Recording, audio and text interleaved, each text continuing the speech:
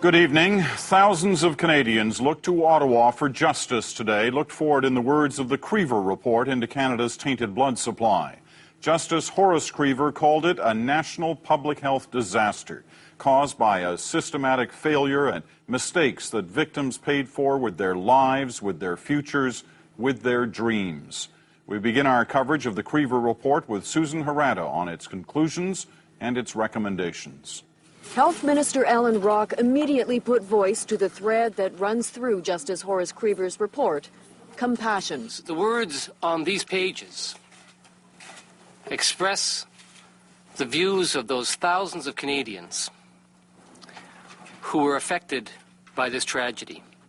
Behind the compassion, Krever's relentless chronology of what he called a national public health disaster.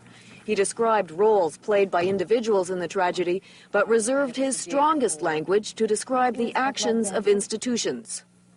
The Red Cross, he called it a tentative and ineffective decision-maker that recoiled from its responsibility to make timely decisions. Federal and provincial governments, he said, neither gave the Red Cross directions or showed any leadership. In the face of that indictment, this response: We are very sorry. We apologize. We are sorry for all that has happened. Rock accepted Krever's criticisms of the federal government's role, but didn't immediately endorse the report's first recommendation, a statutory no-fault compensation scheme for victims. I don't think this is the day for taking a firm position on this recommendation or that.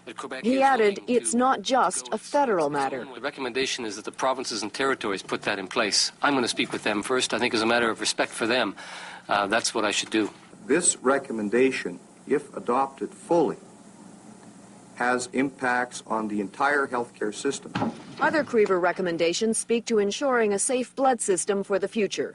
For example, he recommended that a new national system be independent, funded by payments from hospitals, not governments, and monitored actively by the federal regulator.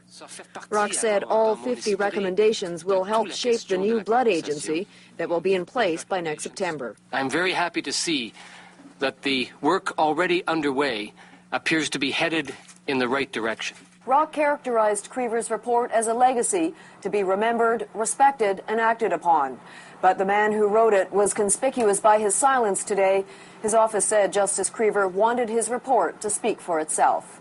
Susan Harada, CBC News, Ottawa.